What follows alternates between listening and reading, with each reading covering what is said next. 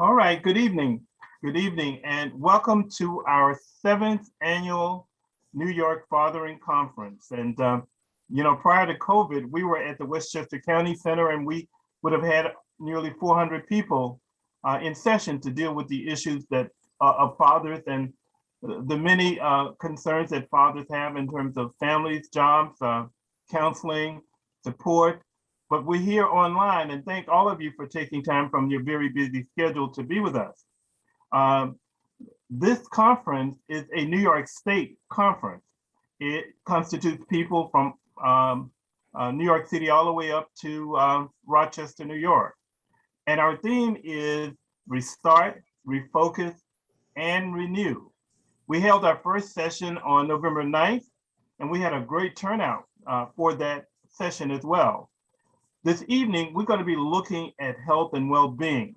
And we have really some wonderful people who are going to be sharing their stories and how they've dealt with health in the midst of COVID. We have a wonderful guest speaker, Dr. Ambler from the Westchester County. She is the Commissioner of Health for the county. But before I do all of that, let me just say first, let me celebrate and congratulate our conference panelists. If you can, conference panelist members, just raise your hand or do a hand clap or let people know who you are. We have about 30 people involved with this effort. This is not a light program. And then we have leading us, the Westchester County Department of Social Services. And of course, social services all over New York State are providing important resources and services to children, youth, and families, and dads to keep families together. And that's really what we're about this evening. How can we become centered as opposed to being, lacking a sense of center, lacking a sense of well-being?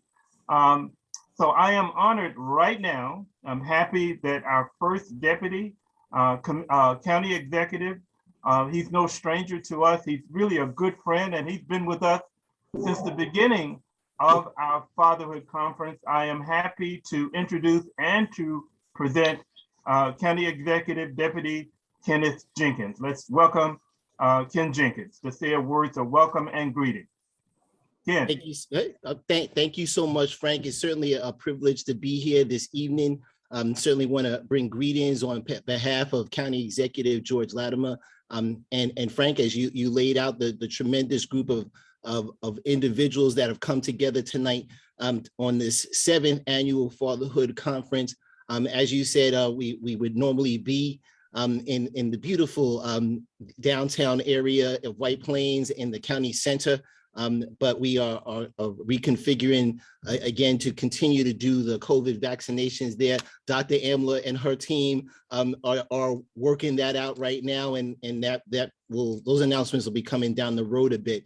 But it is certainly fitting tonight to be able to get together to talk about fatherhood and again self-health and making sure that our fathers and the folks that are supporting and working in those father roles out in the community are taking care of themselves in this time of COVID. We all are challenged as we have gone through these 22 months of COVID, and some folks have been able to handle and these challenges better than others. But this kind of conversation, as we are working together to help support and assist each other in taking care and working for our families and ensuring how we can move forward, we got to have these conversations to understand how we can do things better. So I know the panelists, and I saw some of the hands. Hopefully I got them all in my Hollywood squares as we first saw them, and some great panelists there are. And it's always good seeing all of the folks that are here tonight.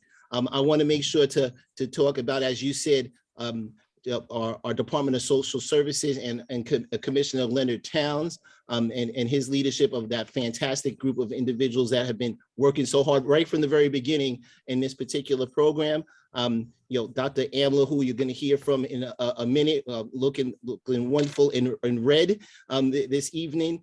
And certainly I know Damia Harris Madden and Ernest McFadden from the Youth Bureau are on as well. I did not see anyone else, but I'm positive that there's other county folks that are on here. This is a tremendous opportunity tonight to hear from so many great people about how to navigate through this. All of us have not had all of our outlets available to us. And most of you know that I used to like playing basketball. Last time I was on a court was on March 15th of 2020. So Ben, my game is out now. I need all the Ben Gordon skills to help me, get back involved and work on my like whack jumper as it happens to be with a good friend, Lowe's Moore. But again, tonight is an outstanding opportunity. Let's hear, I'll turn it back over to you, Frank. And again, on behalf of County Executive George Latimer, we are so proud to be here tonight, and we're looking forward to hearing some great things from all of the panelists and the questions and going back and forth. And County of Westchester is going to continue to be here with each and every one of you. Thank you so much. Thank you so much, Ken. We appreciate your leadership and support. And also we appreciate the many, many resources that the county has brought forward with this conference, from the Westchester County Department of Social Services, the Westchester County Probation Department, the Westchester County Youth Bureau. All of our community partners have lined up for this important conversation as we talk about health in our fathers. And I am just honored and privileged now to bring to all of us the Commissioner of Health, who really had the great work ahead of us as we're living through these very difficult times with COVID and the many challenges we're all facing with regards to healthcare. So it's my honor and privilege to bring now, to kick off this session, Dr. Sharita Amler. Dr. Amler. Ooh, still muted. You're on mute, Dr. A.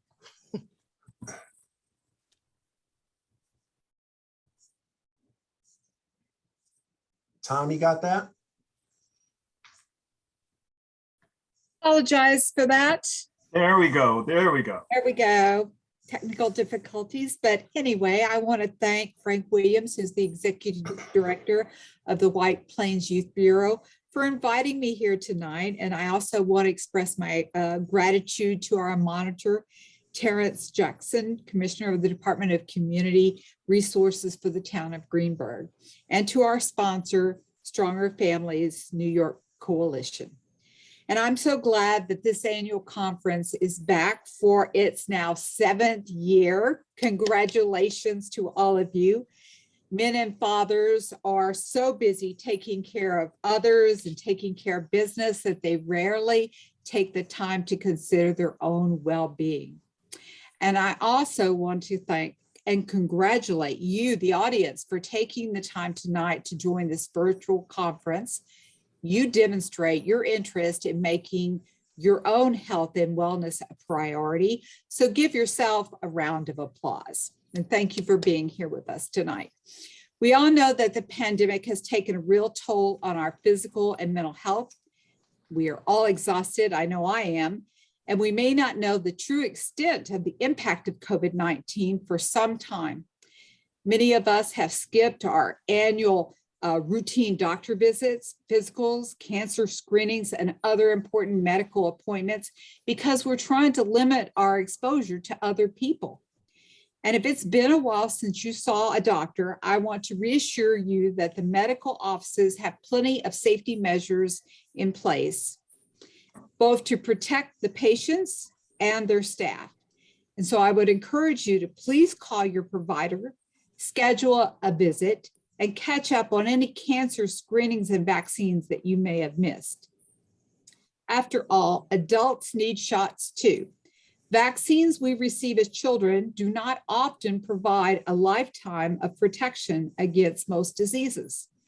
Even those who are fully immunized as children can develop tetanus, pertussis, hepatitis A and B, measles, or mumps. So please speak with your doctor because you may need booster shots to maintain your immunity and to protect those around you.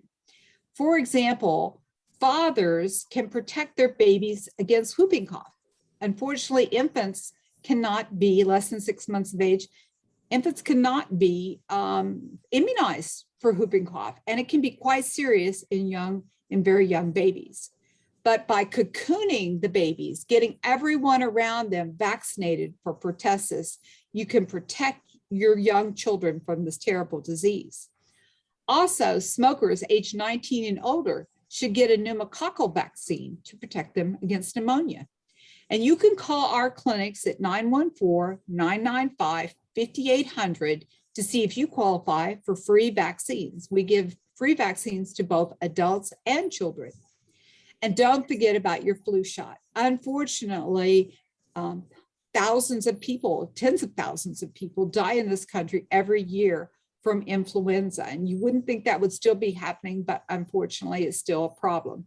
So it's very important to get your flu shot every year to protect yourself, and not just yourself, but the people that you love and care about around you, especially anyone who's older or immunocompromised.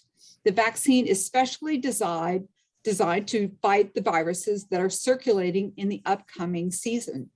And flu shots are available through many chain pharmacies, supermarkets, and your medical provider, as well as your local health department.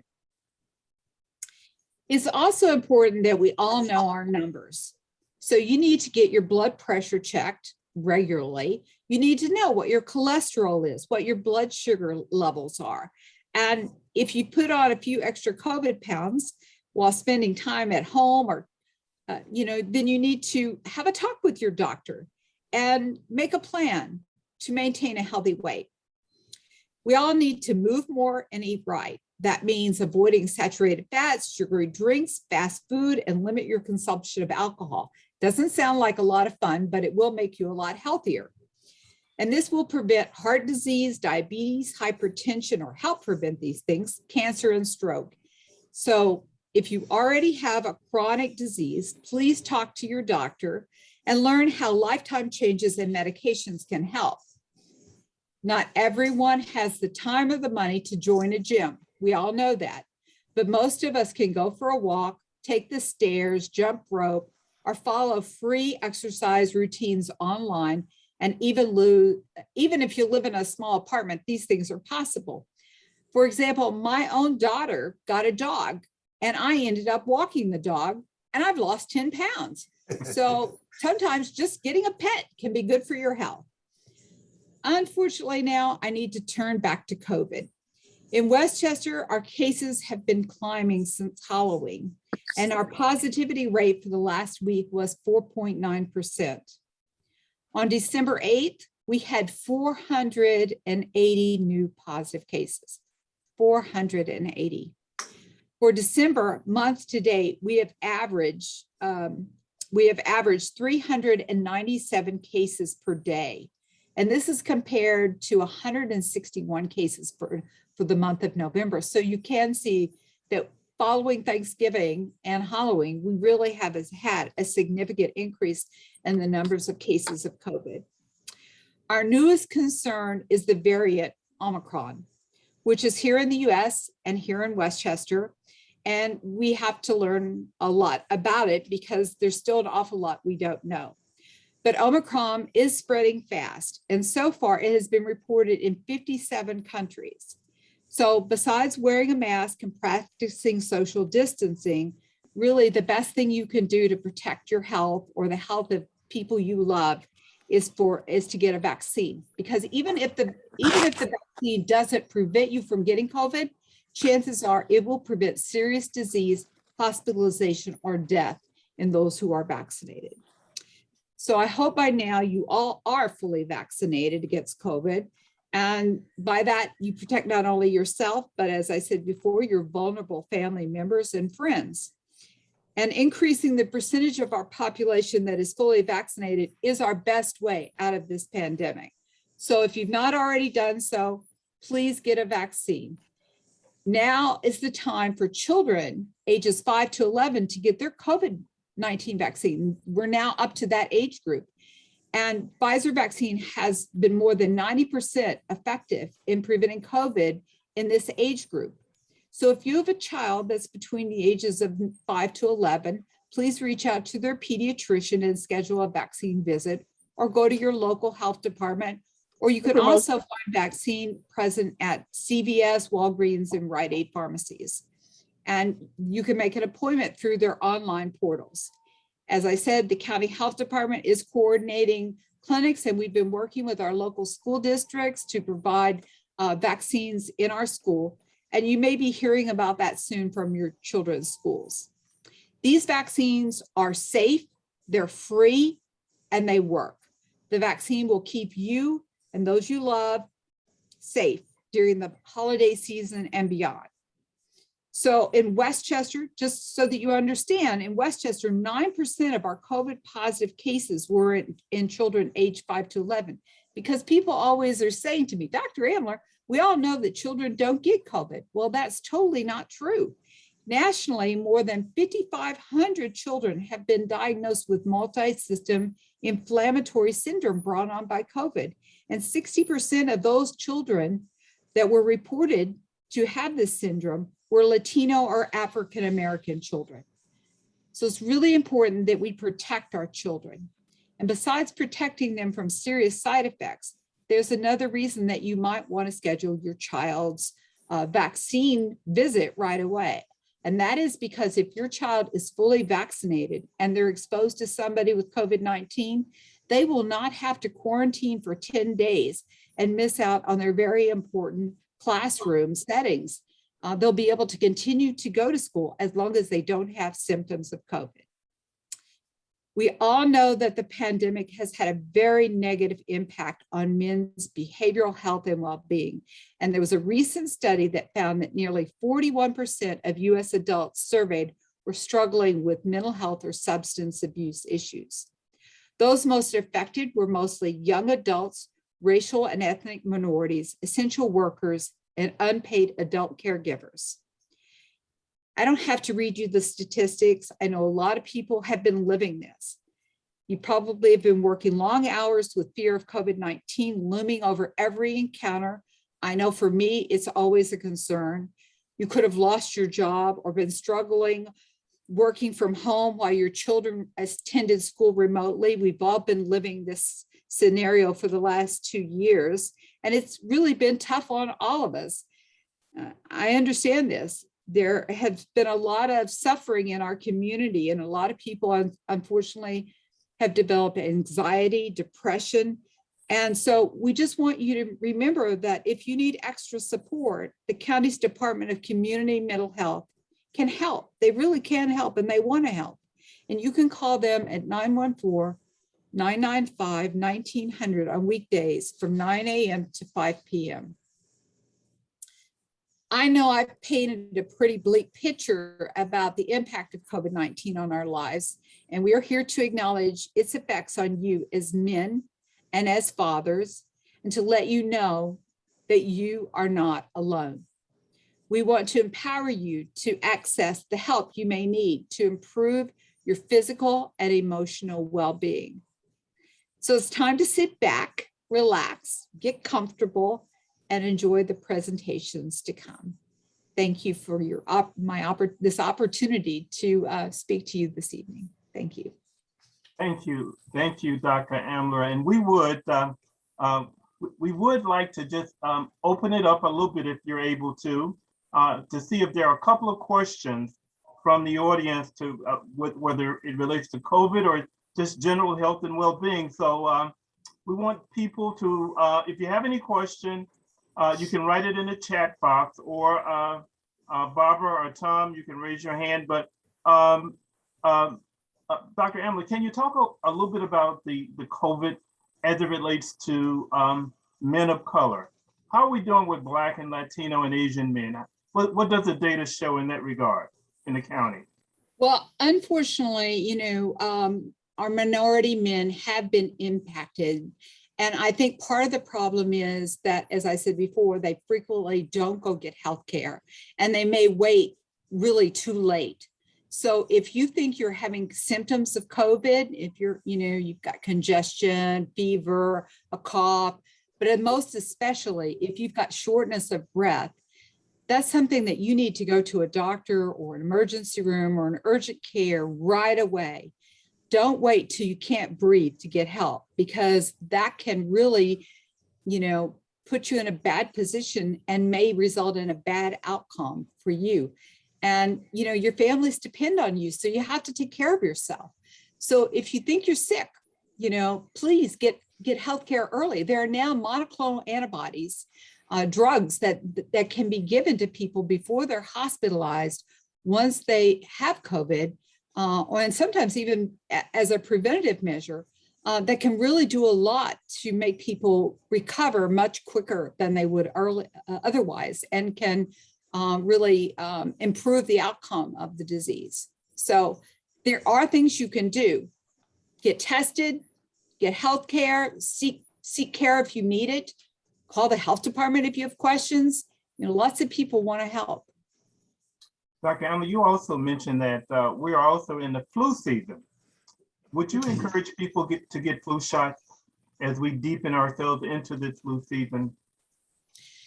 Absolutely. In a bad flu year, up to 30,000 people in this country can die from influenza. Most people don't recognize that. And I used to have people tell all the time, say, well, I never got my flu shot and I haven't died yet. You only get one opportunity to be dead. And so, it's really very important that you get the flu shot. Unfortunately, it's also very important for children. Every year we have pediatric deaths, and these are not kids with medical problems. They're perfectly healthy, normal children that get influenza and end up dying. And it's always so sad when we have to do the investigations around these deaths, because the parents would do anything to undo that. But unfortunately, when someone dies, you don't get a do-over. You can't go back and change what happened. So don't put yourselves in that situation. Get your children vaccinated for influenza and COVID. Get yourselves vaccinated, because in public health, we always say that it's so much better to prevent disease than it is to try to treat it. Thank you, Dr. Emma. Barbara, are there any questions in the chat box? I don't see any now, Frank. I'll stick around in case you have more. Okay. Sounds good. Thank you. Thank you. So, and we have a wonderful panel that we're going to hear from them in terms of their own experience with their own self-health care. So I'm honored now. Well, before we do that, let's give Dr. Ambler a big hand. We can wave our hands or show our hands. She did a great presentation, and she's in this fight to help improve the health of Westchester County and the health of all of us throughout New York State. So thank you so much, Dr. Ambler. I am honored to introduce now Terrence Jackson. Terrence is going to moderate a wonderful program as we hear from fathers and men about their own journey, their own struggles, their own encounters, dealing with their own health care. So Terrence, take it away.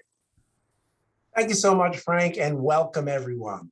I see a wonderful array of people here. We're up to about 73 in the chat at the moment, and it's a number of different people, so many men that I would assume are fathers of some sort, and a number of beautiful young women that I see that are also here to get the information, who will hopefully share it to the men in your life. This fatherhood committee came together to answer a call, and we called this session Total Wellness for Today's Dad in the Age of COVID. Now, let's be truly honest. COVID is unfortunately, once in a lifetime thing that's taken a few years. But the conversation of total wellness for today's dad is important before COVID, through COVID, and it will be afterwards. So whereas COVID is a major factor that's making this even harder, this is not just about COVID. Our committee understood an issue, which was COVID-19 has affected the health of fathers over the last 2 years. This session will address the personal, professional, physical, emotional, psychological, and spiritual aspects of achieving optimum self-care. What you see in front of you is called the self-care wheel. Notice that it is balanced at the moment, because through life, we want a balanced life. We want percentages that are pretty much in line all the way around. But unfortunately, life is tough and that doesn't always happen. But it is where we need to try and go. So in our conversation today, we have a number of different panelists that will go and talk about all of these different facets of self-care and how you can help get that way. So the intent that we came up with for this session was to engage young fathers and others in a discussion about health topics that provide total resources, tools and resources to help them improve their self-care. That's what we're really doing here. That's what it's all about. So a few housekeeping pieces that I want to get in today.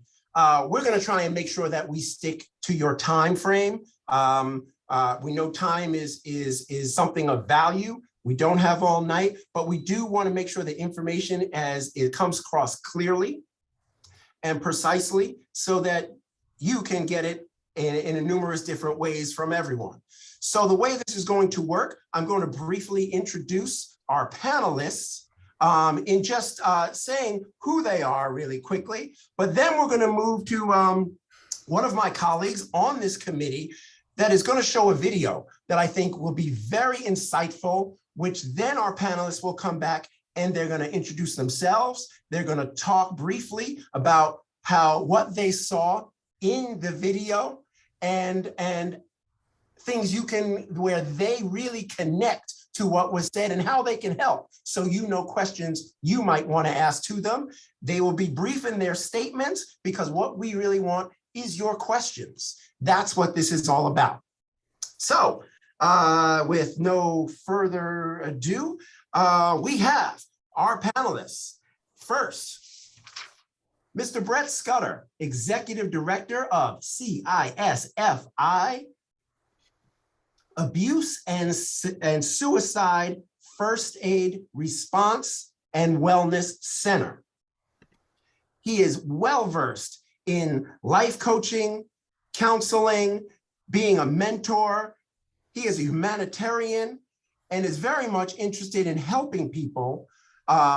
He has gone through many situations himself personally, which gives him much great insight into all this conversation and is a great motivational speaker.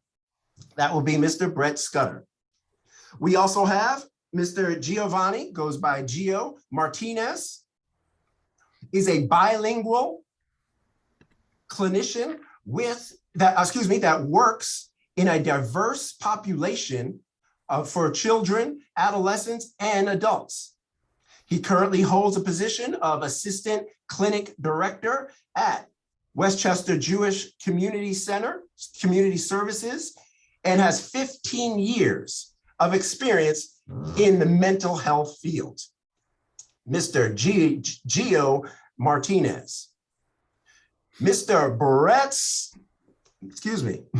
Ben Gordon, a great Mount Vernon high school player that went on to the NBA for 11 seasons, playing with Chicago Bulls, Detroit Pistons, and a few others, as well as being a local person in this area. He is a father and an advocate speaking on health for our youth, for fathers and athletes, addressing their total wellness needs and issues. The great Mr. Ben Gordon. And finally, Mr. Zaid Ali, Program Manager for Community Credible Messenger Initiative for the Family Services of Westchester, a great resource that will be with us today to ask the questions of. So those are the people that you'll be able to talk to and we'll be giving some reference to, as well as some of our others that may be here. But what I'd like to do now is introduce my colleague that has been very helpful in putting this program together. He is the Executive Director of the Portchester Youth Bureau, my friend, Mr. Charles Morgan. He will briefly introduce this video, and then you will see the video, and we'll get back to you. Charles. Thank you very much, parents. So my segue into the video is going to go through the church. Like many of you, I grew up in the church. I repeatedly would hear and see people, fellow parishioners, stand and give their testimonies. These stories would share how God helped them through a particular situation and how they were able to overcome huge obstacles, trials, and tribulation. A lot of times, I remember the pastor saying, "Can I get a witness?" Well, I'm going to introduce to you Mike Williams, who has a powerful story or testimony. He's going to share how he became a single father during the height of the COVID pandemic, and how he is managing through it. Information is so powerful, and I believe his testimony is really going to bless you. His video is showing on YouTube, and he already has collected over 300 likes. Now, before we get to the video, in order for us to have Mike's story captured, we reached out to a young brother, Jaleel Hill, who recently graduated from Purchase College with a major in film conservatory. I believe he's the next Spike Lee, and he's from Brooklyn. We utilize his expertise and the results you're about to witness. Roll it.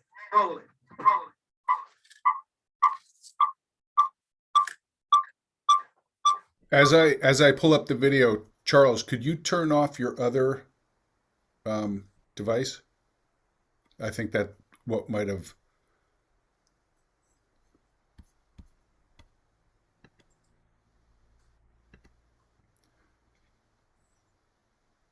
Okay, I think that might have worked.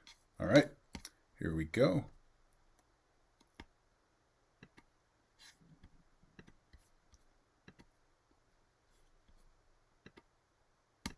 My name is Mike Williams. I am a proud dad, a single dad of an adopted 9-year-old son named SJ. Been in my home and been in my house for a year now, since November of 2020, Veterans Day. So it'll make a year.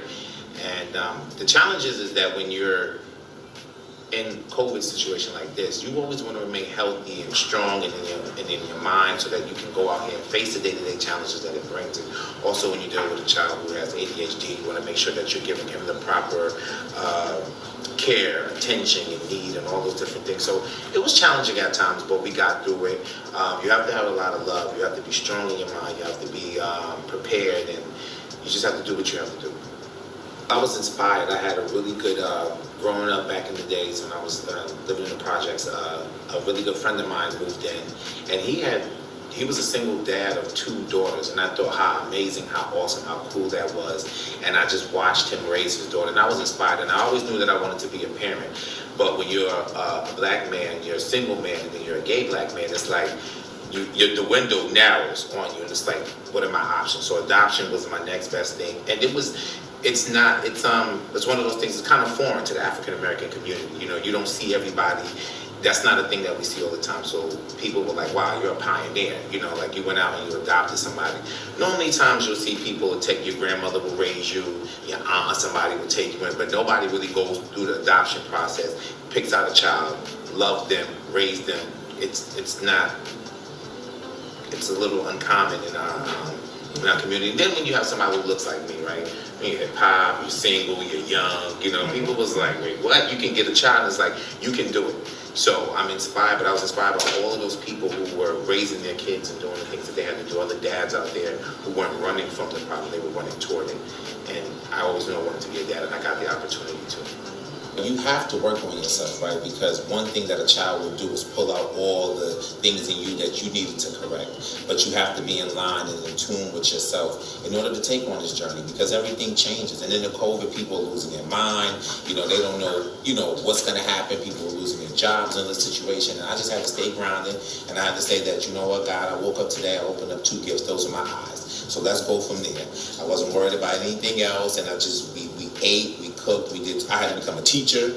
You know, you wear so many different hats, you know, as a single father, but you just do it. But your spiritual connection is what keeps you, you know, you have to learn how to breathe and just take day by day. And so it's very important. If you don't have no spiritual connection, then there's no foundation.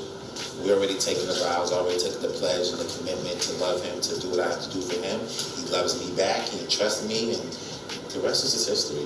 It feels no different than a regular parent having given birth or anything, or biological connections. Once you sign or once you even start the process, you have to already be in tune. You don't get a chance to go back and be like, I can't do this. I don't get a chance to give him back. I would just tell all the other single dads out there that you can do it. If I can do it, you can do it. Whether you're adopting, whether you're biological, whether you're fostering, whether you're uncle or anybody in the community, when the children look up to you. And I think that that's an important thing, and just want to make sure that we always continue to give them our best. You can look like me, you can be like me, and you can adopt, or you know, your voice can be heard as a single parent. I think that's important. And then we have to work together, make sure that we continue to share and build into each other. And for other people who lit up the path before us, our elders, we want to reach out to those people. We want to reach out to our guidance counselor and look for those people for guidance, for help. I think that's very important. So I would definitely encourage all the other single fathers out there to make sure that you continue to do what you're doing and put your best foot forward at all times. Even if you didn't have a father raising you, we still have to break that cycle, that pathology, whether you're a father who's adopted or whether you're having a biological child on your own. I know sometimes it's scary and it's fun, you know, you get a little nervous and you think like, how am I gonna do this? But trust in yourself, you can do it. And get guidance, seek counsel, therapists, seek other people around you. Look to people who were inspiring your life, whether it was a teacher, whether it was a counselor, whether it was a community member, a leader, or somebody like that, or other people in your community that are doing good, or people like me who are here sharing helpful tips to help you. As men of color, we are not running. We are taking the responsibility for our sons and our daughters. We're stepping up to the challenge. And I know it's hard, but we can do it. In a time like the pandemic, it just makes it extra hard, right? And I know you're thinking half the time like you just kind of want to melt, or you just, you know, how can you do it? You know, where do you find babysitters at? You're working and all those other things like that. But you just have to map out a plan. Make sure you talk to your village. Make sure you talk to your tribe. And you can do it. If I can do it, you definitely can do it. You just want to be mindful and take care of your spiritual, your physical, and health needs. So that's important, right? So if we're no good for ourselves, we can't be any good to our children, and we can't be good to our community around us. So that's important. We want to make sure that we take care of ourselves spiritually, mentally, and physically. And do the things that you normally used to do. If it's going for a walk, if it's going for a bike ride, if it's cooking together. There's so many ways that you can combat being in this pandemic. And we want to show the kids that, you know, they look up to us. So we're fearful, they're fearful, and you never want to fall apart in front of children, because then they won't tell you nothing, or they won't think that you can handle it. So we want to show them that we'll handle it, and there's ways to do everything like that. We appreciate you guys. You guys can do it. We're rooting for you guys. So many kids out there that need homes. And if you can't do it biologically, you can do it. You still have a chance to become a parent, to give that best to somebody, and carry on the family legacy and name. And I just think that as single dads and men of color, we are so strong. People look to us for everything. They look to us for our style, our dress, our music, our culture, our fashion. Let them look to us for fatherhood, and let's continue to share and grow and have these conferences and everything like that where we can share with one another and continue like the path for other fathers to come, and let them know that there's a hand that's out there, and we can always reach back and as they reach forward.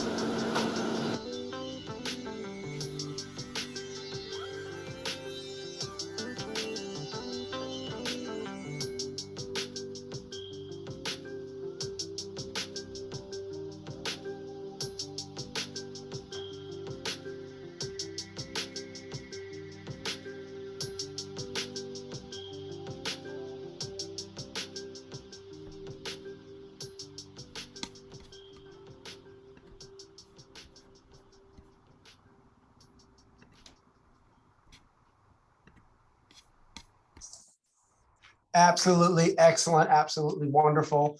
I hope you enjoyed that. Thank you, Charles, for that.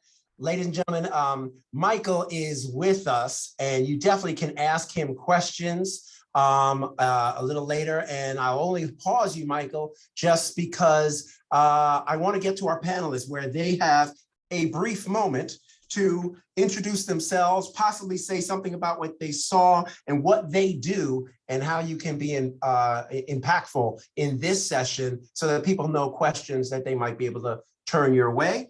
So if I could reach out to our first panelist, who is, of course, Brett Scudder, who I said is quite well-rounded and a motivational speaker that I think can bring us some great information. So please think of some questions for him. Brett. Good evening, everyone. Good evening. And thank you, Brother Terrence. And thank you to the committee for the opportunity to be here. I am so honored to be a part of any effort that addresses our mental and emotional wellness, especially for males. And so, thank you. This opportunity is something that I'm really looking forward to being here with everyone tonight. For me, I am a father of my own biological children, also raising children who are not of my own, but I've taken them in as my own. I see these experiences every day in my own life when it comes to fatherhood and being out here in our communities. But I also understand that as men, and that was a great video that we just saw, but I do understand that as men, as males, especially males of color, when it comes to mental health or talking about emotions, we divert from that. And that's one of the biggest challenges that we as men of color are struggling with. We talk about strength, we talk about being strong, we talk about being resilient, we talk about all the things that we think are things that we should be focusing on. But when you really look at the emotions and the mental health challenges that us men of color are facing in silence, suffering in silence, and stigmatized by, it is a very serious conversation that we need to have, and we need to be very open and public about it. I've lived with and experienced addiction, anxiety, depression. I'm a suicide attempt survivor. I've lived with PTSD and trauma, multiple types of trauma.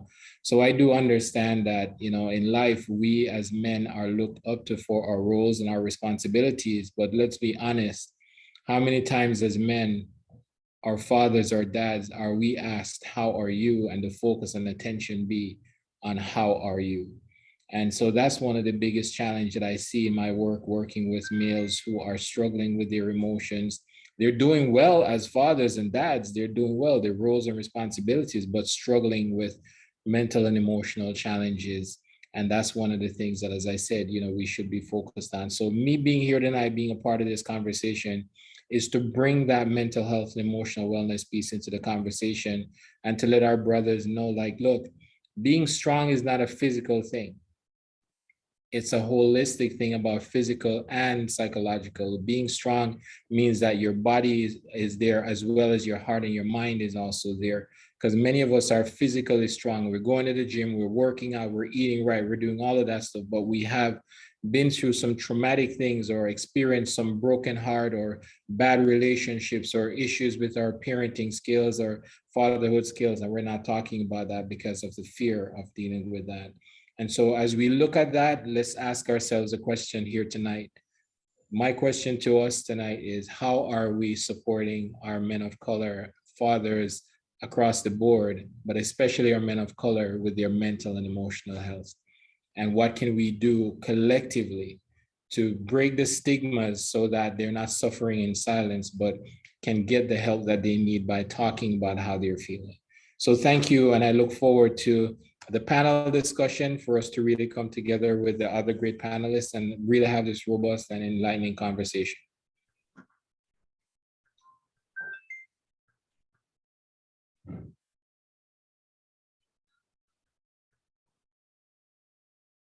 Thank you so much. I appreciate that, Brett. Now we'll have Gio Martinez. Please, a little insight from you, briefly, please. Sure, thank you. Good evening, everyone. I just wanted to share a little bit of just the fact of just working with families for several years, people of color and different backgrounds, but also just taking away a little bit from the video of trying to find inspiration, right? I think it's kind of like finding inspiration personally for yourself, but also for the people that are close to you. And I know during this time of COVID and a lot of challenges in our country, I think it's been very stressful and overwhelming for young men or men of color in all aspects. And what I really want to bring into is just kind of really finding how do we kind of like find a better way for us to take care of ourselves holistically, mentally, physically, but also being able to strengthen ourselves, but also strengthen our families that we take care of. So I think the video itself brought a lot of good ideas, but also good opportunities for people to hear from someone that even with stressors and everything, they're able to still stay focused and still be present for their child and for themselves in the same process. So I'm just happy to be here in a sense to just kind of provide my mental health perspective to everyone. Thank you. Thank you so much, Gio. Appreciate that. And next up, we have Mount Vernon's own Ben Gordon.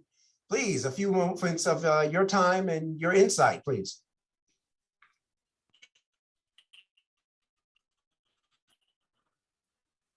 Tom, can you unmute Ben there, please?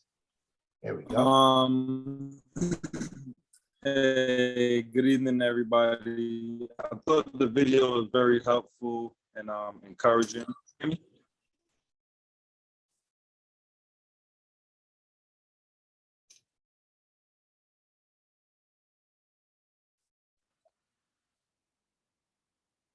Oh, can you hear me?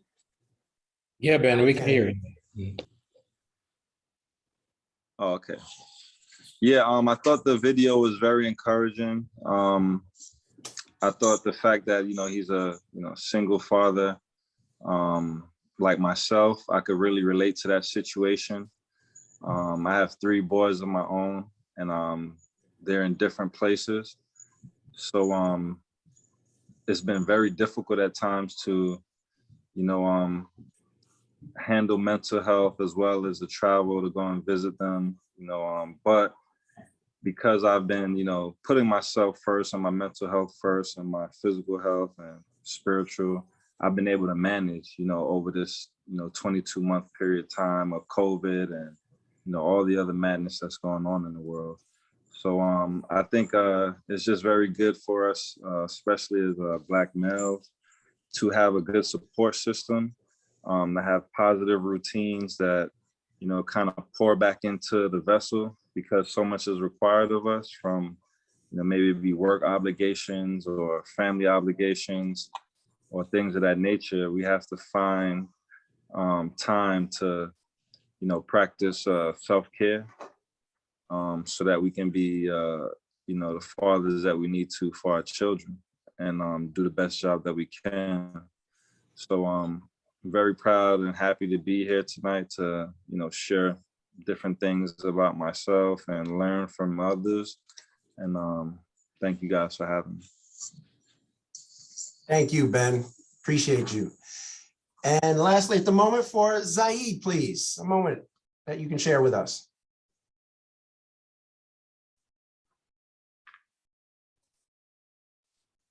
Yes, the video resonated with me on several levels. A lot of the work that I do is with family and youth who are in OCFS custody. So there's so many young people that I encounter who don't have the love and the caring, who can't come home, who has nobody that wants to be there to support them. So the fact that, there are men and men of color who are willing to step up and take on that responsibility is applaudable, because there's definitely a need, and I know this firsthand. The video also resonates with me on the level because I myself was thrust into a position where I got custody of my son, who was 7 at the time, in the midst of COVID. And, it resonated with me on so many levels, because although there's support in the systems that are set up, to help you, but when I went to the doctor, the doctor was looking around, well, where's mom? Wasn't ready to have that conversation with me, as if I wasn't prepared because I was a man. This is part of the stigma. When I went to school with my son, a part of the stigma was they're looking for mom. They didn't want to have a discussion as if I wasn't qualified because I was a man of color to answer the questions and take care of my son. You know, where my son would come to me and tell me that, you know, people are asking him, are you eating? You know what I mean? Are you showering? You know, little minute things like that that were just insulting. That it's a part of conditioning. It's a part of some of the errors in our community that we need to address and need to come to the forefront, because I think it really contributes to the hesitation of men of color stepping up and reaching out for help.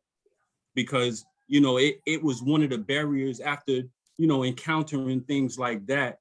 It became a barrier. It made me hesitate at times to reach out for help when I was challenged with, you know, my own mental health and my own well-being, you know. And I was fortunate because of the work that I do, and, you know, I work for FSW, that there were people that were checking in on me, you know. So there's definitely a need, you know, if I could say anything, that we need to check in on our people and create safe spaces where we can have those conversations.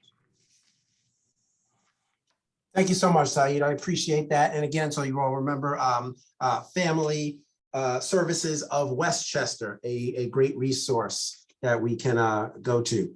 So at this point, and again, Michael is here, who also can answer some questions that you might have. Please put them in the chat. It's kind of hard to just open it up and see everybody. I've got 4 different screens that are showing me what we're up to now, 75 people, which is wonderful. But if you could put it in the chat, that'd be great. And you can continue to send us information and questions that will reach out to these people. But let me first start. There was something that you said, Ben, that was really great, which was creating a positive routine for yourself. In thinking of the 7 cores, the wheel, and those different pieces, you might think those routines, especially for yourself being an athlete, might be physical, but I'm sure it's more than that. Can you possibly talk to that and those type of positive routines? Yeah, so although for me, the foundation of having a good mental health kind of starts with my physical, you know, training and things like that, just because, you know, that's what I've done my whole life. And normally when I'm exercising and doing things of that nature, you know, I have a better chance of feeling well. But for me, I've noticed my diet, you know, paying attention to the things that I put in my body, not only like physically, but also like paying attention to the types of music I might listen to, the types of conversations I have on a day-to-day basis with people, the types of things that, you know, I can control as far as what I watch, and, you know, all those different types of inputs that I'm having. You just have to try and make sure that they're all positive, because they all count in some way, shape, or form, whether you know it or not. You know, having a therapist, if you have access to a therapist, you know, speaking to somebody with problems, could be a close family member, to be around as far as converse with, that they, you know, we're molded by all these different things. You know, getting a lot of rest when you can. You know, a lot of times we can spend a lot of time just worrying and overthinking, and, you know, that can put us into a loop of uncertainty and doubt. But I find that when I'm able to stay in the moment and just, you know, take a deep breath and really attack every part of my day with a positive mindset, and realizing that, you know, we get one day at a time to do things the right way. That helps me with my positive routines and, you know, how I deal with my children, not being there every day with them. Like I said, I have 3 kids that live in different places, but being able to reach out to them via FaceTime, you know, and have little moments with them, and, you know, until I can visit them again. That's good for my mental health, you know, just always making sure I'm aware of what's happening in their life, And then when I am with them, making sure that that time counts. So I think reading positive material for me helps me to stay in the moment, watching positive videos, and like I said, my health, having a healthy diet, exercising regularly, all those things help me to deal with my mental health and help my children and other people that have gone through depression or anxiety and things of that nature to deal with life and take it head on. Thank you so much. It was brought up earlier, and I think I'd like to put this to Zaid about all the different vaccines, if you will, or shots that we take. I will admit, have not got a flu shot ever. I've rarely ever been sick, so didn't feel it. I definitely, after some time and checking it out, got my vaccine for COVID, which opened up my mind. And then I saw the commercials for shingles. And I said, wow, I should really think about that. Well, I thought a little too long and had shingles and just getting over like last week.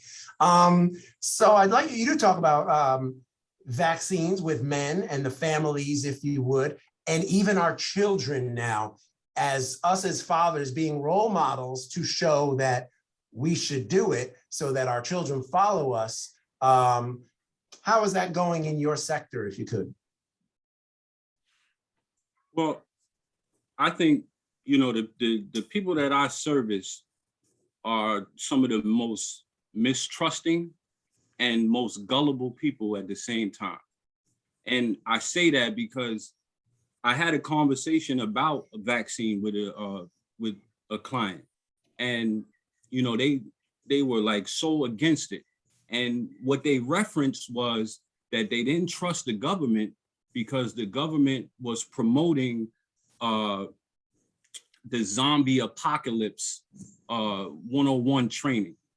And they went hard with me against it. And they said they know they're factual because they saw it on a poster on the train. So they know that it's real.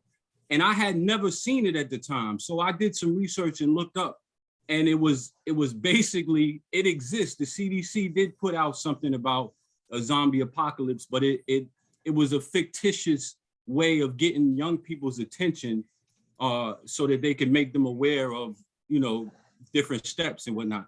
But this is a real challenge, with the people that we're servicing.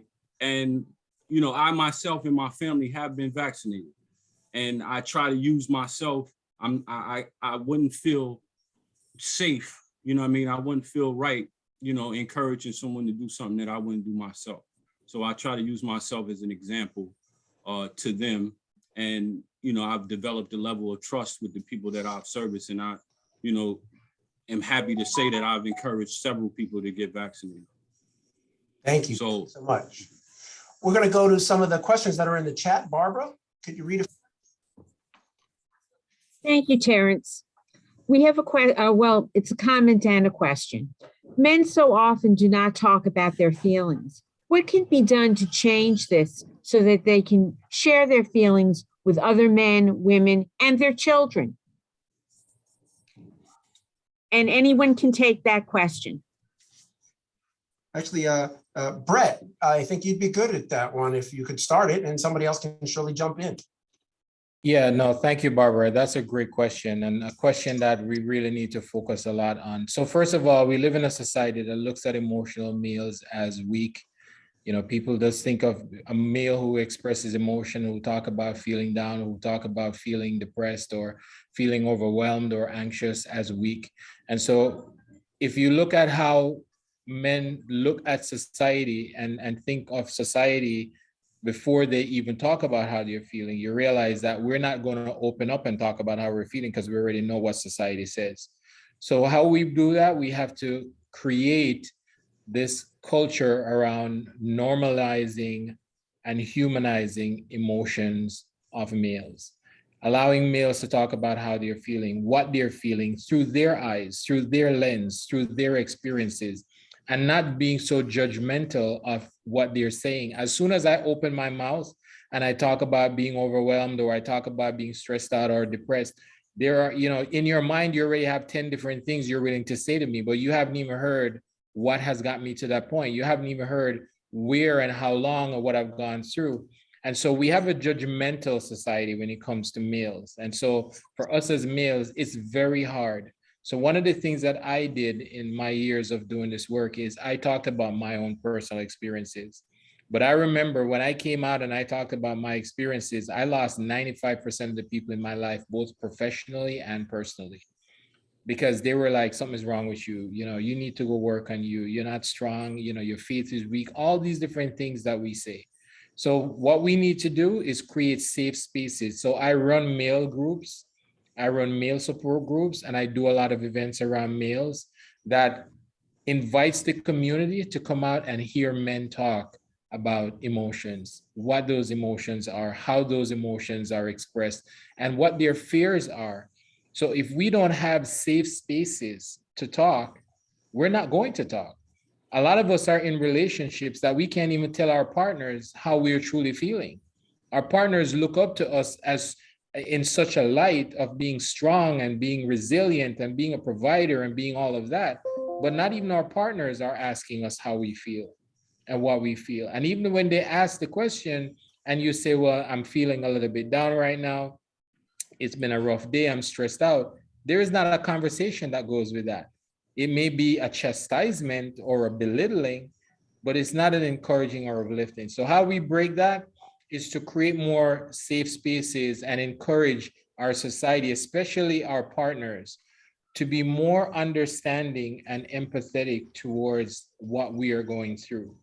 Males complete suicides at a higher rate than females. The rate of people with depression and anxiety and addiction is very high among men. Men deal with their emotions by drinking, by smoking, by eliciting in illicit sexual behaviors. But those are all emotional things. Substance abuse is very high in a lot of males who are dealing with emotion. So we need to start creating safe spaces and the conversation that it's okay for men to talk about being down or feeling depressed or feeling overwhelmed or stressed out, and getting to understand why they feel that way. Not to judge them, not to belittle them, nor chastise them, but be understanding, be patient and empathetic towards them. Thank you so much. Thank you. Barbara, did you have a second? Yes, we actually had a follow-up to that first question. And the individual was, and coincidentally, it sounds like Brett answered most of the question already, but this person was thinking of different settings where men might go to help them look at how they might begin to express their feelings. This person was thinking maybe a group at a church or FSW or many of the other resources that are available. Yeah, actually, let's, Zaid and Gio, can you give me an answer on that? Places you could possibly go when feeling that way that you know of, please. Zaid? Sure. I think on my end, just kind of like the certain groups, I think what Brett kind of added, I think our agency has certain groups that kind of provide a little bit of safe spaces or opportunities for people to talk about their feelings and address, and also just connecting to a therapist and amongst those pieces. And also just kind of adding on, trying to find creative avenues, I think, for a lot of our people of color, especially when it comes to like art and music, to really express how they feel and what's going on with them. Because I think there's always times that we don't have an opportunity to be vulnerable. We don't have an opportunity to talk about hurt feelings. And I think it all comes down to like really finding a lot of the community-based services that we do have within our neighborhoods, but also bridging some gaps on things that are really going to be very creatively and good interventions for a lot of people of color. Thank you. You're welcome. If I can take a break for just a brief second, I'm actually would like to show a slide that we have. There's a lot of emergency contacts. something you take a picture of. We will be able to share this with you. We have your emails. We will send this to you as well, because there's a lot more information we have to share, that we put this together as a guide for you to really go through and see places that can get you help in many different areas, in many different ways. So this is just one of, I believe, 9 slides that we have with great information on it. And it's a wonderful resource that we felt important to share with you. Dr. Amler, since you're still on, if you would, in talking about this and getting help, healthy help, if you will, can you add anything briefly to the statements that have been made on this? You know, I think the most important thing is first recognizing that you do need the help and speaking to people you trust to give you direction as to where you might get that help. And that goes a long way, because a lot of people just feel lost. They don't even know where to start. So, you know, as some of the other speakers said, you know, if you have people in your life that you trust, ask them what they would, you know, what they would suggest. Where should you go? Don't be afraid to reach out and ask for help. It's really not a sign of weakness. In fact, I think it's a sign of strength when someone knows their limitations and is willing to, you know, to seek help if they need it. So, Terrence. Yes, sir. I'm sorry, Dr. Amler. Go ahead, finish. You're fine. I was just going to say, you know, and we have a lot of resources here in our county. We're a blessed county that we have so many people who really do care. And whether it's the Department of Mental Health or the health department, you know, or social services, I mean, we really have a lot of people truly dedicated to helping others. Yeah, and I want to just add on to this, because I think when we're looking at expressing emotions and talking about male emotions, it's not generally how people would normally talk about emotions, or how females talk about emotions, or in the same breath of, you know. And so we have to understand the ways in which males express emotion. Sometimes it's nonverbal, right? It's that shutdown, it's that not talking, it's that, you know, that angry look, it's that frustrated look, it's that whole idea of I'm going to walk away, or, you know, I'm going to leave, those are ways males express emotions that sometimes are misconstrued and can cause greater problems. So this is why the conversation has to happen. It has to happen in general, in everywhere, home, school, church, you know, in the park, in the playground. You know, we should be engaging in talking about mental and emotional wellness, especially for how this time of COVID has changed so much for everyone. And what does that look like? We can't assume that by looking at someone, we can tell how they're feeling or what they're feeling. We have to reach out. Hey, what's going on, Brett? How you doing? Let's talk for a minute, man. How are you feeling? What's going on? And take the time to listen. Because I think we've gotten so accustomed to a society where, you know, hey, Miss Ambler, how are you? How are you doing? You hope you're good. And we're gone. Like, you didn't even get a chance to answer the question. You didn't even get a chance to give a feedback. We're moving so fast as a society that we're overlooking the pain and suffering that's right in front of us. And then guess what? Tomorrow morning you hear, oh, you know, Brett killed himself. Really? Oh my God, I didn't know that. But guess what? He probably have said something to you, was reaching out to you, but we never recognize that, because we are just programmed to listen to certain things and hear certain things, but clearly we're not hearing and listening enough to relay the nonverbal pieces, or the ways in which I need help. Is not the word HELP. It could be talking about just, I'm not even sleeping. I can't even sleep. I'm not even eating. My appetite has changed. I don't have an appetite. I don't have a will. I don't have, you know, so understanding how males express emotions will help us to be effective in reaching out. And you talk about services. Let me tell you something from my personal experience. There are a lot of services that are available, but when you try to get the service, oh my God, let's talk about that. What happens when you try to get some of these services? The process that you have to go through when you're already in a heightened state of anxiety, or feeling depressed, or like nothing is working for me, everything is just bad, and now I'm trying to get help, and help is actually making me feel worse. Well, that's interesting, and I appreciate your point of view. You know, I'm not a psychiatrist. I'm a physician, but I'm not a psychiatrist. And I do know that one of the things I have found in dealing with patients, general medicine patients in the past, is that a lot of times people feel that someone is getting better who is suffering from depression, when in fact, they've simply found a plan for how they're going to end their life. And so that has made them feel better. And so sometimes if someone is severely depressed and all at once they're very happy, it can be a warning sign that, you know, something bad could happen. And that's exactly right. When you're saying, you know, on the next day you hear that they, you know, they unfortunately took their life. So it's very difficult. And like I said, unfortunately, I'm not a psychiatrist, so I'm not an expert in this area. But when it comes to general overall health, I think that, so, you know, people who have medical issues, I do think that we have a lot of assistance within the health department and other departments. But I will tell you that I think that part of the issues is sometimes people don't know the name of what they need.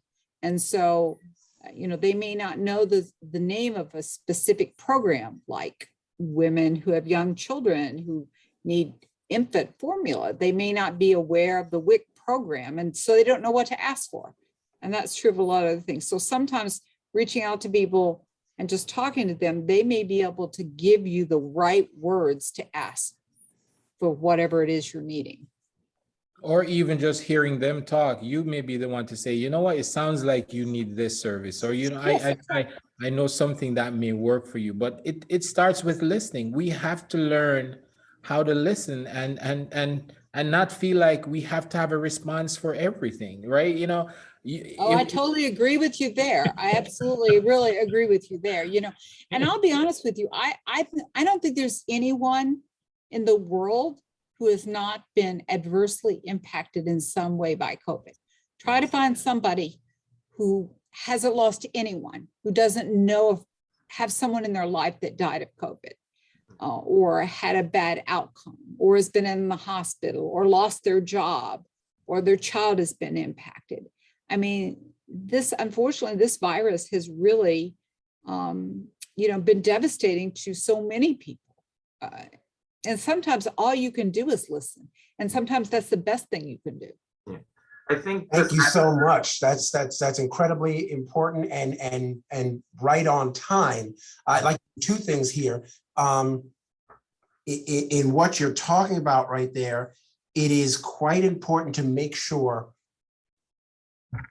you might go to one person and the connection just might not be there.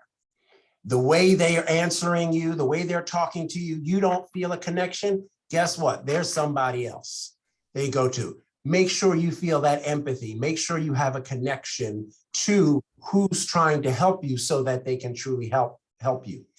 And connected to this, and I want to make sure we don't lose time for this as well.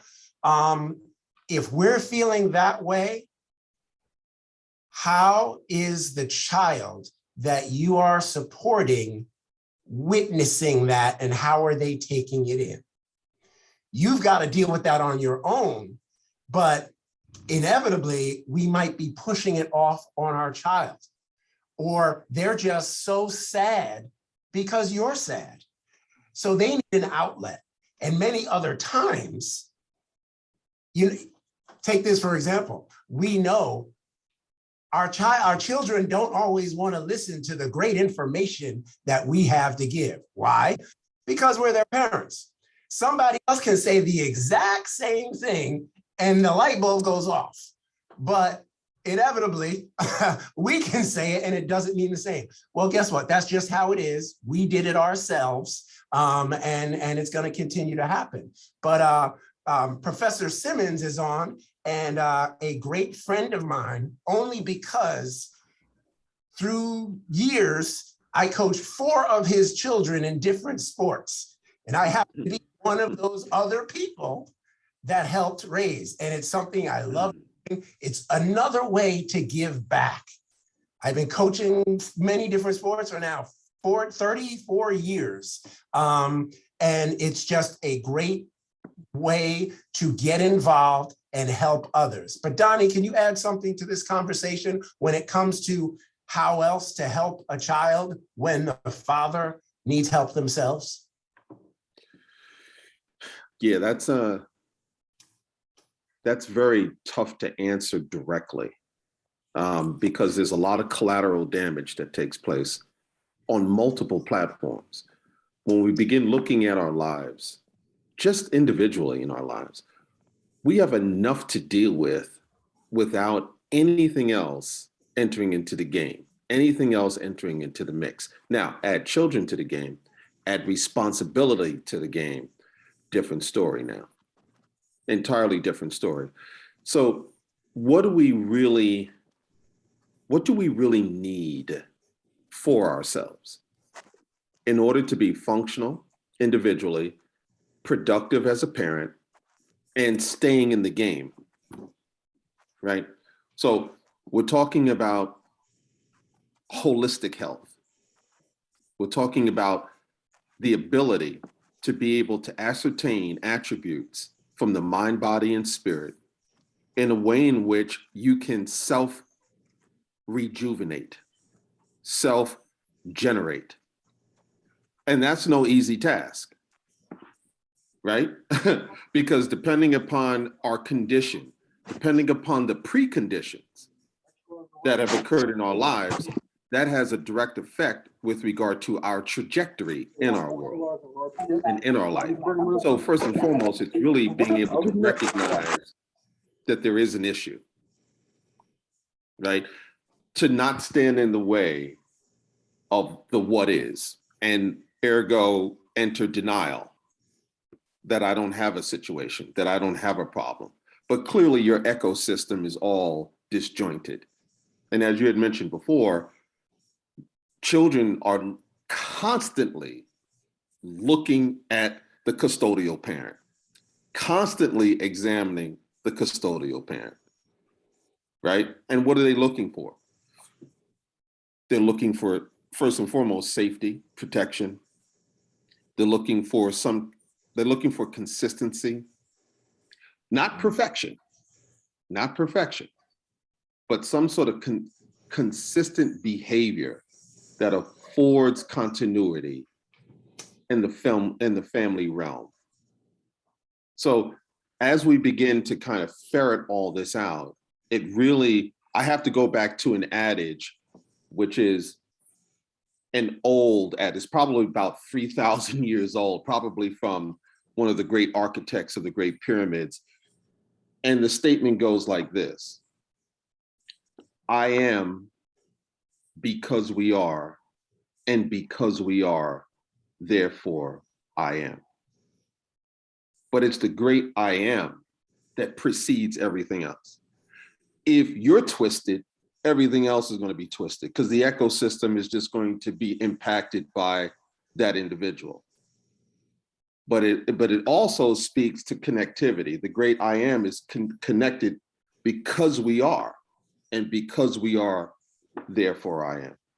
I know that's sort of esoteric, but this is a creed that I live by, because if the person who is fathering a child, right, is not connected to the core, then everything else is going to be a compromised or an epic challenge. So it's really getting to the self. I think, who was beloved that talked about that earlier? Brett.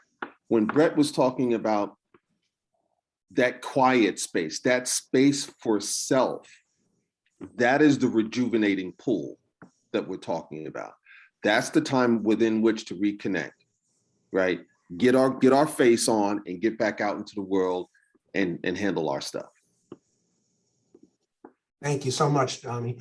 Gio, you wanted to add to that, I believe. And if you could, just any pieces that you can add to that, as well as how then it connects to the child.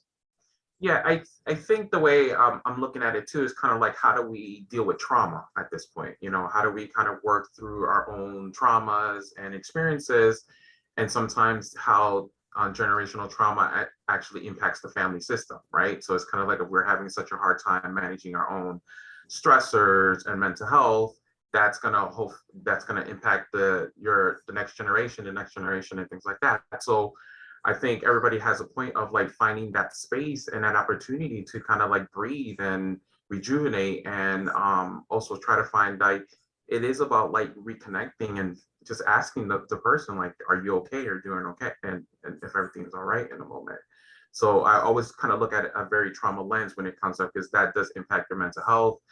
The word PTSD has changed a lot through COVID and things like that, and it's not just physical or sexual anymore. It's like mental and psychological, and it's like we're dealing with COVID and we're dealing with families being separated, and loss has also changed a lot through this time frame. So it literally means like the spectrum has changed, and also really looking at how do we kind of like find an inner peace, I think, which is like what we're trying to look for right now for a lot of our families and fathers. I'm glad you brought that term, inner peace, because a piece I want to talk about right now is balance. And Ben, if you're still available, I'd like you to talk about this. And actually, Tom, if you could bring up the wheel once again, please. Balance in our lives based on the self-care wheel. And the self-care is about health. And how do we stay balanced in doing these things? And Ben made a mention to it about certain things that he makes sure he gets involved with every day. Ben, are you still with us by chance to answer that? Yeah, I'm still here. Wonderful. Yeah, so in looking at this this wheel, you talked about, you know, how you as an athlete continue to work out. I was an athlete and I do my best to try. I do stretch every day because of the bad muscles that I have from being an athlete, and it keeps me moving. But you talked about healthy eating and everything else. But in looking at this wheel, how can a young father that is pushing 2 jobs, might be a single father, I can't. Any ideas you have on keeping this balance?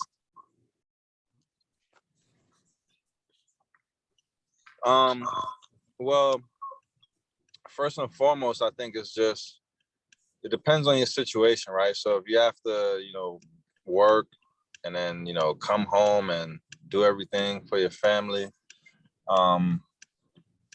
you have to find time and, maybe before you go to work to get your exercise routine in, or maybe it's not exercise, maybe it's just some meditation, taking the time to just be still for 5 to 10 minutes and just, get some good meditation in where you can have some stillness. And I notice a lot of times when I'm able to meditate, that's when some of, my best thoughts or ideas come to me. Being a man is about problem solving a lot of times, and you have to figure out how you can navigate through things and make healthy decisions. But if you're not giving yourself time to, maybe it's first thing in the day, either get some exercise in or some meditation or some yoga. You got to find what works for you. Maybe it's a morning walk, things like that. Yeah, definitely. Things that are not super, time consuming, but they help a lot. It can be difficult at times, but I think just sticking to the routine and realize that if you don't develop a routine, that's going to be difficult too. So just kind of accepting where you're at with things and being honest with yourself, and also at the same time not beating yourself up, because I think as a man, we get overwhelmed with all these responsibilities and all this weight on our shoulder, that we just have to approach life like a marathon and realize that we can't put more stress and pressure on ourselves than is undue, So for me, getting time to exercise every day, even though I'm not playing professionally any longer, it's very big for me, because for a huge part of my life, that's how I judged my success, or how I judged how my day went, as if I had a good workout, and then I can like think clearly and, take care of, other things that might be happening off the floor. So it's still very much the same for me today. And also as a former athlete, it's like you put so much work into your body for all these years of your life. It can be very depressing if you just see yourself let go. So it's like, you feel good, you look good, and then you're able to, think clearly. So all that stuff plays into, how I carry myself and how I think about myself and how I approach my mental health. And can I ask, are you passing this mentality on to your sons? Yes. I try to teach them as much as I can about fitness, especially about deep breathing and just calming down, like when you're having a anxiety-filled day or things like that. Noticing at nighttime, sometimes my son is antsy. My oldest son, Elijah, he may be antsy before he goes to sleep. And we just go through, simple breathing exercises that I've learned over the years and playing basketball that, help us to relax and fall asleep better at night. Try to like introduce things on their level to where they can understand it. And I've seen like dramatic changes just, with simple stuff like that, helping them to calm down and keep their composure, through breathing exercises or through, looking at things from a different point of view and being able to help them navigate through their issues and deal with their frustrations and things like that. And it's almost like I really love to do it with my son because he's so much like me that if he's having a hard time, I can usually see it on his face. And like just by giving him little reminders and tips of mindfulness and things that he needs to do, a lot of times that can change things in an instant. Wonderful. It's so interesting. And again, looking at the wheel, you very much talked about physical, which then you said helped your mental. Mm-hmm. And then even doing yoga and meditating, which really can start to go towards spiritual. But spending that time and teaching that same mentality to your son definitely goes to a personal and maybe even an emotional standpoint. So it is working through the wheel. So now I'd like to talk about the professional, because so much stress comes from the professional side that we take home. And if Zaid, if you can talk about what you see from that, and understandable that a lot of the professional piece you talked about, you get a lot of times is not being in a profession. We have a lot of people that are out of work at the moment, which is bringing entirely another piece to this. But shed some light on it, if you would, Zaid, please.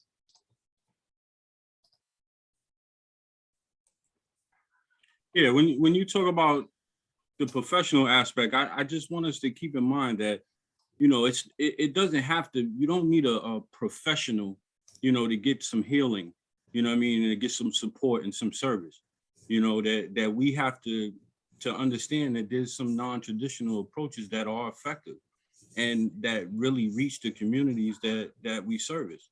Because of a lot of the mistrust that we have in our communities, they're not willing to come in and speak with a professional. So when they're going through something, if they're burnt out professionally, they can't always talk to a professional, a clinician.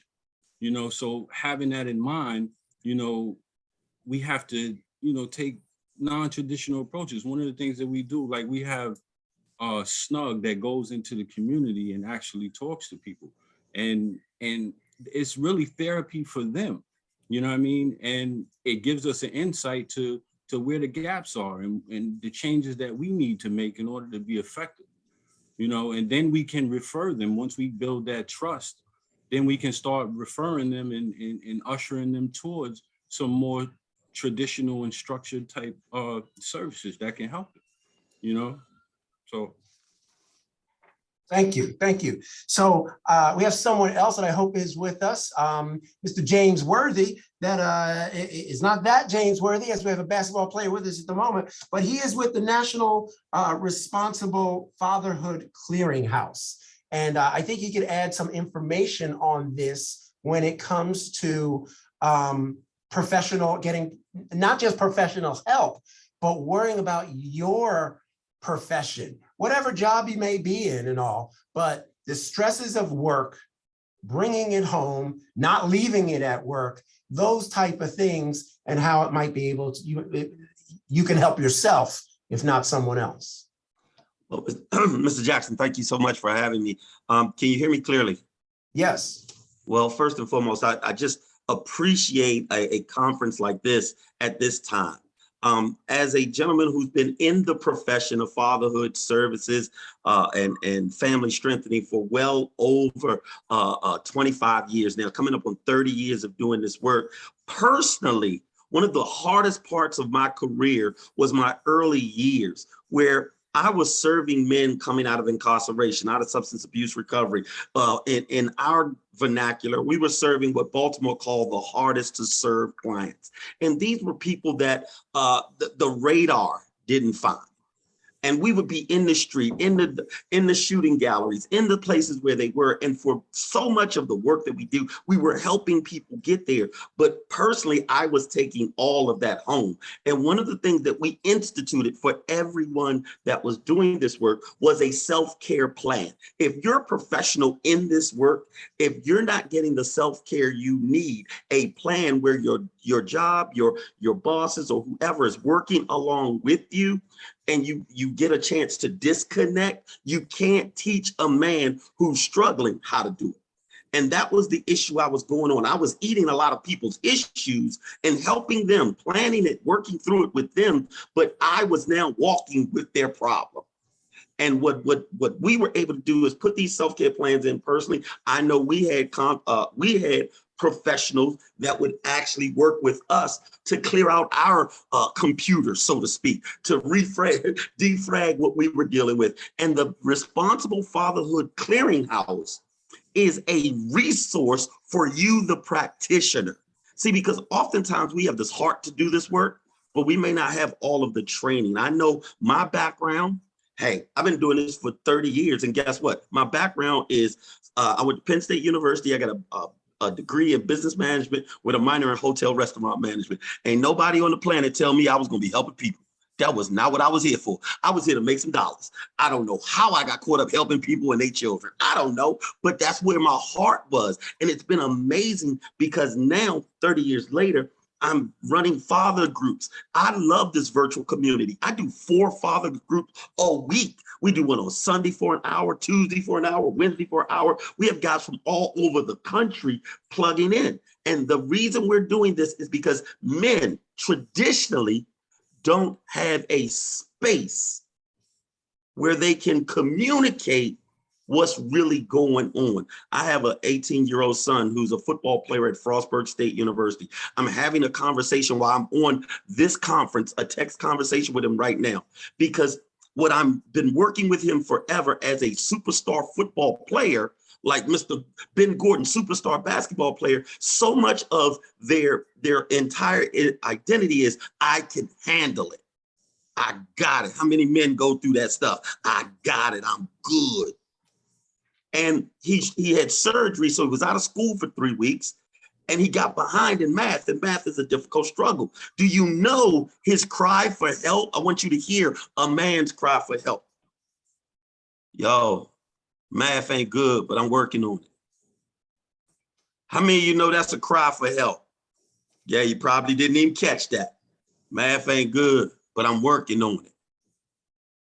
Now the boy is stressed to the hilt, and only then does the average man come to help, ask for help. So if we're doing this work, your gentlemen who do this work don't ask for help. The men they're serving have a difficult time asking for help. So the services and the resources that are at the National Responsible Fatherhood Clearinghouse are briefs, information, training, resources, things that you can use in your everyday work while working with men, working with your team, training your team how to look for these things, training your team how to deal with this. We have everything from our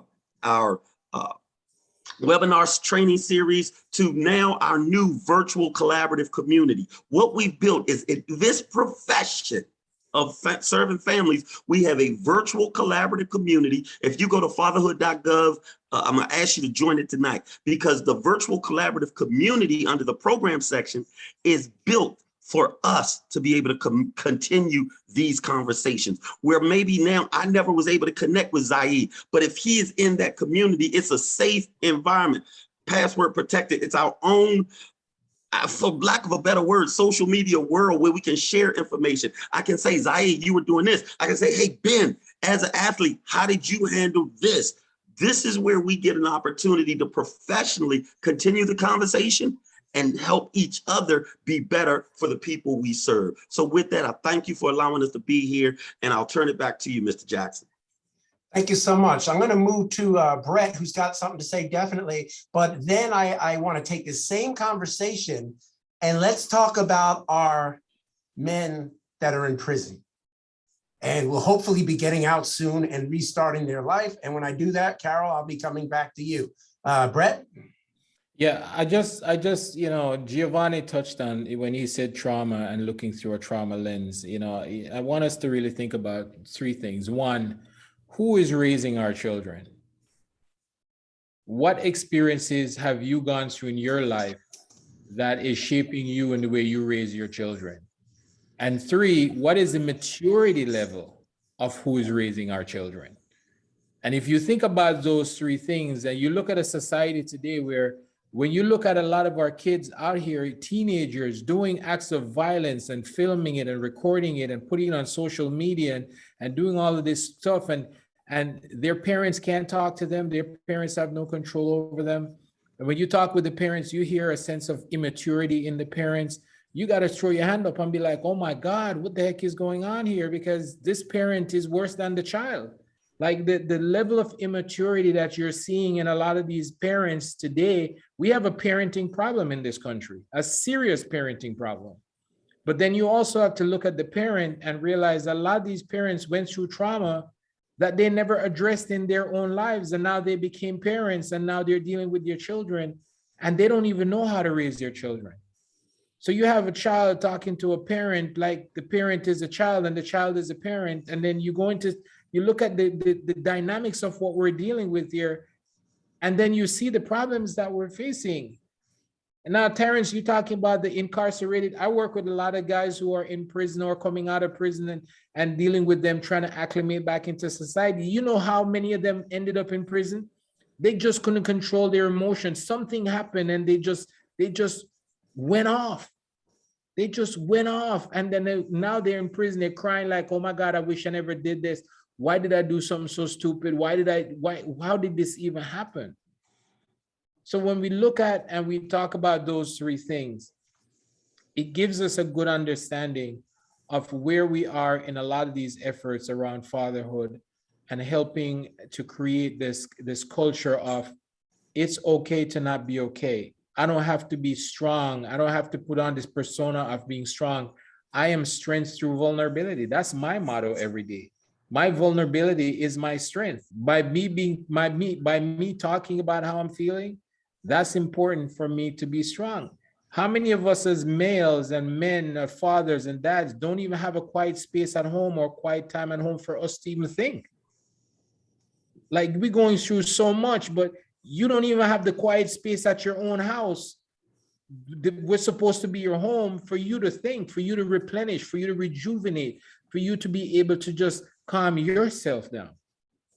With so much going on with COVID right now and everything else going on, many of us do not even have and will not have the peace of mind, even in the very same place that we are providing for, and we are supposed to be either head of household or all of that.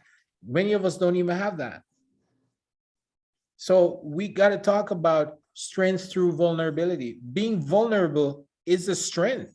It takes great strength for me to talk about my emotions, my experience with anxiety and living with depression and having to gone down that whole suicidal path and living with that every day. That's my strength. I don't need your validation of that. And that's what many of us as men are afraid of, is what happens when we talk about our emotions and what are people going to say, how they're going to look at us, what they're going to think. My brothers, listen, don't worry about what people think about you. If they're not paying for the roof over your head or putting food on your table or laying next to you to comfort you, what they say don't matter. It really does not matter. It's what you think of and do for yourself that really will help you to stay sane, to find that peace, and for you to be the best father or husband or whatever role that you're playing. You have to be able to find your peace and have your peace to fulfill those roles. And too many of us are too busy trying to be the best father, good father, and all of that stuff, but not being good to ourselves and not being the best to ourselves. Thank you, Brett. Thank you so much. And, we're doing well with time and we're coming to an end soon, but all of us, a few of us may have someone that is or has been incarcerated, and it's a hard way out. And even more so, they may have children that they are connected to or not connected to, or briefly, but anything you possibly get here and learn and anything and can pass on, let us do that. But definitely I'd like Karen to speak to, she works in the systems right now, has created a new avenue for herself that I'd like you to talk about briefly, and what you can add to this conversation, please. Well, thank you very much. Yes, I'm Carol Amaranth, and I have had a men's group in the Westchester County facility. And I also work with women at Bedford Hills and Taconic. So I would just say that an opportunity I had with the men's group in the county facility was, in fact, to use the self-care wheel. And the wheel that I used had the same organization, but kind of big blank spots in those pie shapes. So at the beginning of the group, saying to the men in the group, the participants, how do you all take care of yourselves? Can you take care of yourselves? Do you know how to take care of yourselves? And there was a certain response of like, yeah, I can take care of myself. And then distributing that wheel and saying, well, in these different areas, how do you take care of yourself, or can you take care of yourself? And it was a very intense kind of awakening, and really just a wonderful experience for me to see the men sitting there with their pencils, filling out the different areas and saying, oh yeah, spiritually, yeah, I pray. I can fill that in. Oh yeah, mental health. Yeah, I've asked for help in this area, and filling out those pie-shaped pieces and realizing that yes, they can take care of themselves, and in ways that they hadn't really thought about in that way of taking care of themselves. So that was a wonderful experience. I'm hoping to be able to continue that work. And as I said, I am doing work with women as well in the two state facilities. But also I would like to thank and appreciate my colleague, Dr. Vito Sessa, who they're a wonderful fathering group with the men in the groups that we do, and I know that was very, very meaningful to the men. And I've actually been in touch with people at the county facility and the leadership there, and hoping that we can maybe further develop that with the men in the facility. So thank you for these few minutes to speak, and I want to thank all of you so much. What you are bringing to this group, the committee. Thank you so much for including me, and all of the speakers here tonight. You've just been amazing. I'm sitting here just dazzled by all of you and inspired. Thank you. And thank you. As we come to a close, I'd like to give our 4 panelists that have been so insightful thus far a quick 1-minute close, if you would, to make a brief statement and a plug where they can reach you, anything like that. But just as I promised that we'd be on time for this, and I'm careful of people's time, this has been so insightful and impactful, even for me, I hope for you. But please, Brett, if you would start us off. Yeah, thank you. And thank you for the opportunity. To you, my brothers, and to everyone working with our brothers, especially to women who will have men in their lives, please encourage the conversation of strength through vulnerability, that it's okay to talk about emotions. It's okay to cry. It's okay to talk about just feeling overwhelmed, stressed out, and how life is taking a toll on you, and finding comfort in giving that help. My brothers, peace of mind is the greatest thing you can have. It's better to have peace of mind than be surrounded by a whole bunch of people who just keep, stress you out, or you can't be yourself. So don't strive to be all that for everybody else and leave yourself out. Be good to yourself, take care of yourself, give yourself encouragement, speak life into yourself, and just keep uplifting yourself as you face the challenges, one breath at a time. Thank you for the opportunity to be here. It was an honor. Thank you, sir. Giovanni. Yes, I just want to say thank you again for allowing me to just kind of share my experience, but also hear from everyone else. And the only thing I wanted to say is just kind of just building a little bit more mindfulness for yourself. Also just kind of learning how to take each day one day at a time right now, and trying to just find just a moment of peace and a moment of just clarity if you can, and really build upon, like, hope and inspiration, and really find that for yourselves and also for your family that you're very close to. So I just wanted to say, like, it's all about being transparent and also just being honest with yourselves when things are going on, and just being open at this point. So I just want to say thank you so much for allowing me to be here. Thank you. Thank you. Thank you. And Ben, a 3-point shot from the corner. A few seconds, what you got to share, please. Yeah, I think this call was very helpful to hear, how people deal with mental health, and especially during this time with COVID pandemic and things like that. One thing I could say is, try to get back to as much normalcy as you can with your routines. If you can't go to the gym and work out, maybe develop something inside the house, and it don't have to be long. I find like consistency is better. Just get the body moving. Movement is medicine. So I went through a stretch of time for a long time where I wasn't able to train just because I was,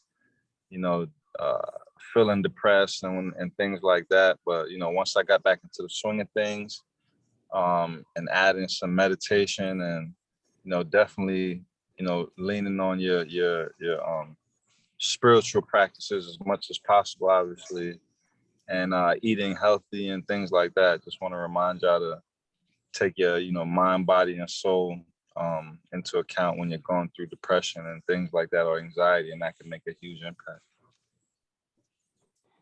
Thank you, sir. Thank you, sir. And Zaid, please finish us off. Yes, thank you. It's been a pleasure. I hope that we can continue to work collaboratively and dismantle this school to prison pipeline. I think we can do it together, and continue to check in on each other. Don't underscore it, check in on each other. And I know there's a lot of us who have young people that live in our neighborhood that we don't know. And if it's something small that we can do, get to know your neighbors. You should know the name of every kid that's on your block. You should be in the habit of saying, good morning, how you doing? Are you doing all right? And it's sad that a lot of us are so fearful of our youth, who are our future.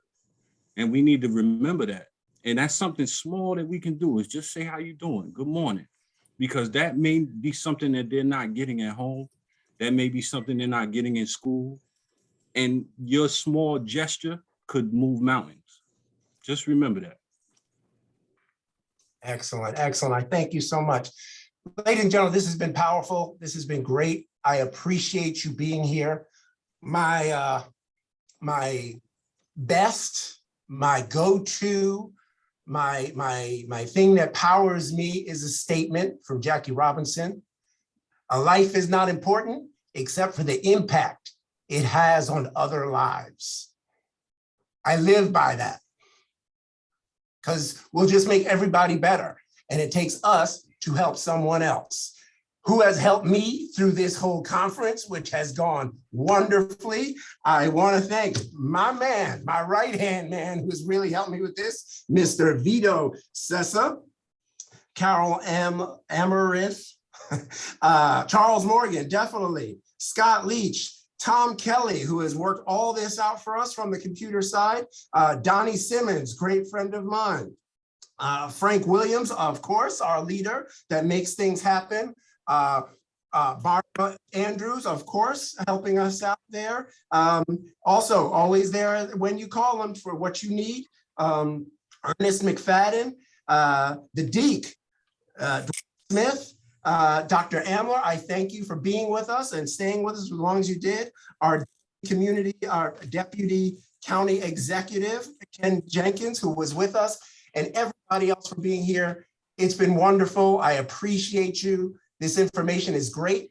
It's so great that we've taped it. And if you need to go back to it or you want to share it with someone, you can find it. It's here. Bob Steen also with us here as well. I know I'm missing people. I can't see all the screens at once. I'm just so happy that this is a conference that ran on November 9th and December 9th. And it's one that is usually held in person. We had a great number of people here. It's not as many people as we might have been able to do in person, but again, change is inevitable and change can sometimes be good because we really connected here tonight. And I hope something was really said for you that is meaningful.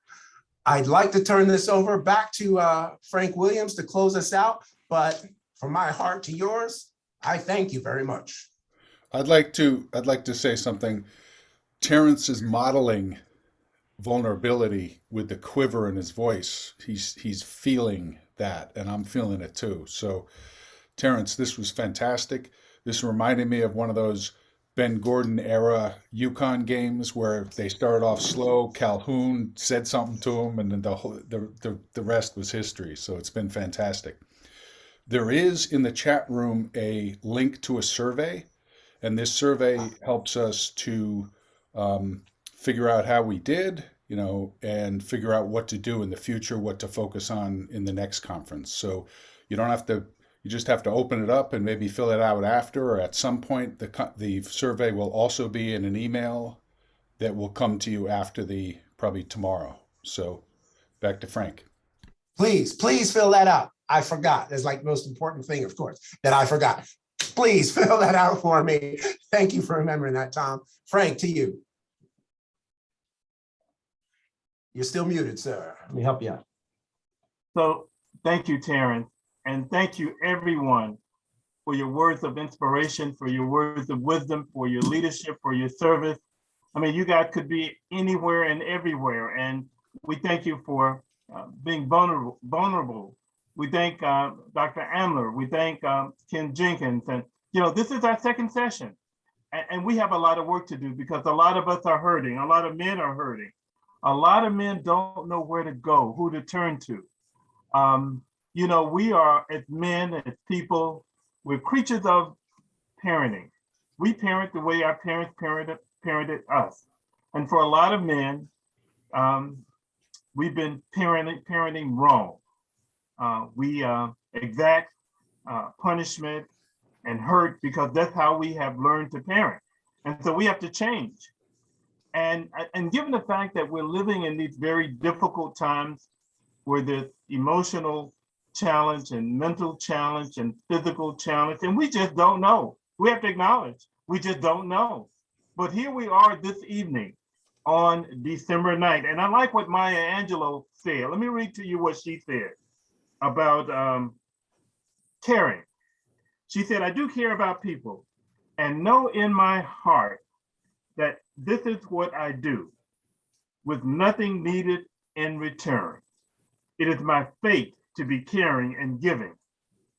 Maya stressed that in her life, I'm living it day by day. And I know that there are a lot of takeaways from this evening event session. But if we can learn to love each other, care for each other, learn to love self, learn to help each other, learn to build bridges with each other, learn not to turn away from each other, but to lend a hand to each other. In that way, we build bridges with each other. We build bridges with our community. We lift our communities up. We help our children know that our men, our fathers and dads, and our men are not only protectors and providers, but our men care for one another. Our children need to see that we care for each other, that we embrace each other, that we hug each other, that we lend our hand to each other. So we go down from this evening's fatherhood conference, realizing that one, there's a lot of work to do, but it really begins with each and every one of us. So again, this conference is taped. It is available, and my brother James Worthy said a whole lot there.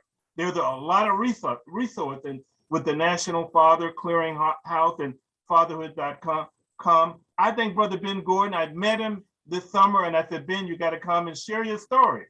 None of us are perfect. All of us are going through these ups and downs in life, but together we win. So thank you, Terrence, for a great job this evening. Thank you, Dr. Vito. Thank you, Charles Morgan. Thank our committee, and we'll come back. Shoot us an email. Tell us what you like. Fill out that evaluation form. We're going to continue to be a light in this dark world, because that's all that we can do, is to be a light in this dark world. So again, we wish you a very good evening. Thank you so much, and have a blessed evening, and we'll be back in touch. Thank you. Health Committee members, if you stay on for a second, everyone else have a great evening. Thank you.